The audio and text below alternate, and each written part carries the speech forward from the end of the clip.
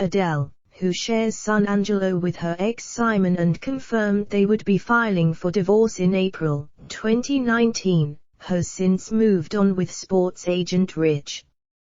Discussing the beginning of their relationship, Adele said, "I didn't really tell many of my friends at the beginning because I wanted to keep it to myself. None of them believed it." In the early days after her separation, Adele said there was a particular moment where she felt at peace with the decision to be alone. She explained, "I remember going upstairs, and doing my face, and getting into bed.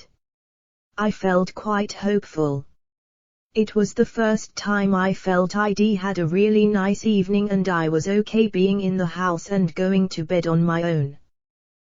I was not excited, but I was looking forward to the next day." She has since been seeking that feeling of peace, by giving up drinking for 6 months, hiking and sound baths.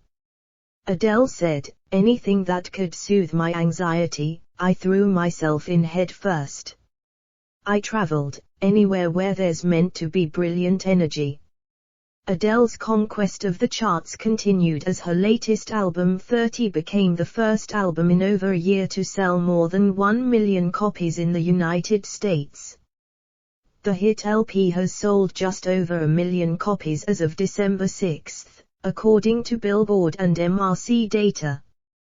The album, which is her 4th studio release, continues to sit atop the Billboard 200 album charts. Adele's latest album sold a whopping 692,000 copies in its first week after its November 19 release, and it followed that up with a still impressive 225,000 copies in week.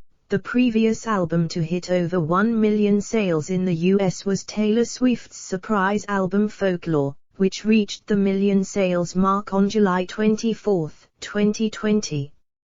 However, due to the popularity of streaming services, it's rare for albums to actually sell over 1 million units, and even Swift hasn't yet crossed that line with her second surprise release Evermore, which she released on December 11, 2020. The last 3 new albums to sell more than 1 million copies were all from 2019 and included another Taylor Swift album, Lover, as well as Billie Eilish's When We All Fall Asleep, Where Do We Go?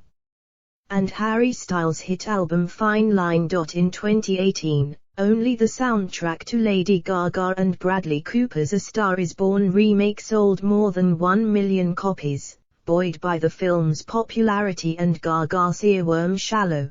Although traditional album sales can be more profitable for artists and record labels, several artists have surpassed 1 million equivalent album units. The measurement, which is used to determine chart positions on the Billboard 200 list, with album sales, individual track sales and individual track streams being mixed together.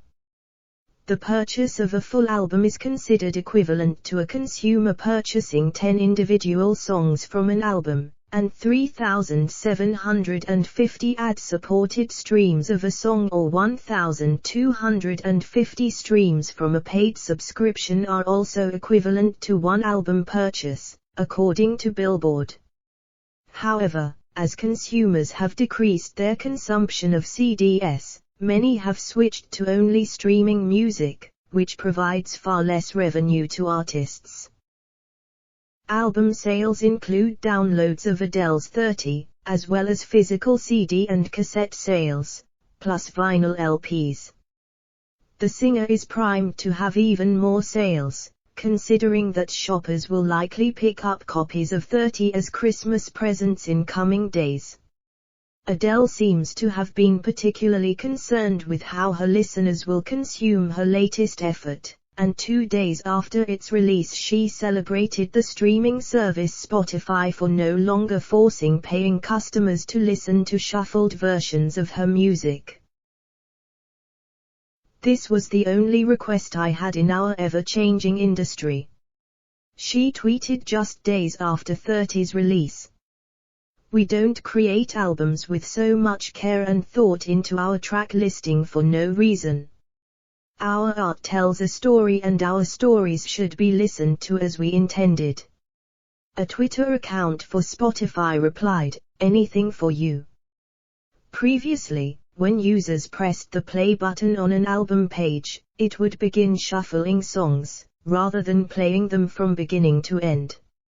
Now, premium users will start from the first track when they press play, though they'll still have the option to shuffle the album.